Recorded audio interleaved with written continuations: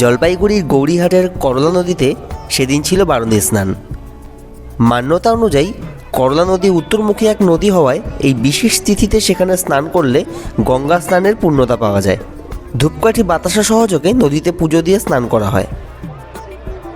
স্নান উপলক্ষে এক স্থানীয় পুরোহিত জানান, কারণ সংকল্প মন্ত্র হলো বহু শত সূর্যগ্রহণ কালীন সমফল প্রাপ্তের গঙ্গা স্নান মহং করেছে, বারুণী গঙ্গা স্নান করছে।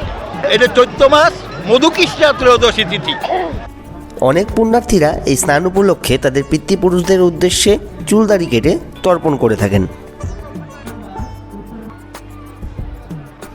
কাজের ফাঁকে ক্ষৌরকাররা তাদের আহার সেরে ফেলছেন।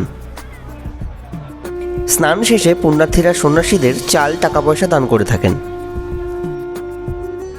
বারুণী স্নানের মেলায় দই, মুড়ি, গুড়, মুরগি কেনার জন্য ভিড় উপচে পড়ে।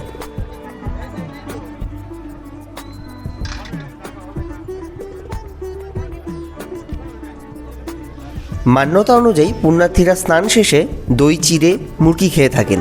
বহুদিন থেকেই এই নিয়ম চলে আসছে।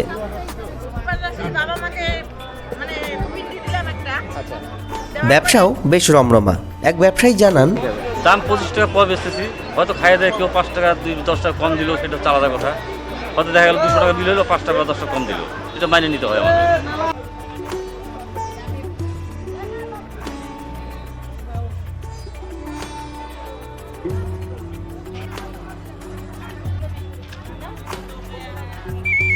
এই স্নান উপলক্ষেই চলে 7 দিনব্যাপী জলপাইগুড়ি শহরের সবথেকে বড় মেলা।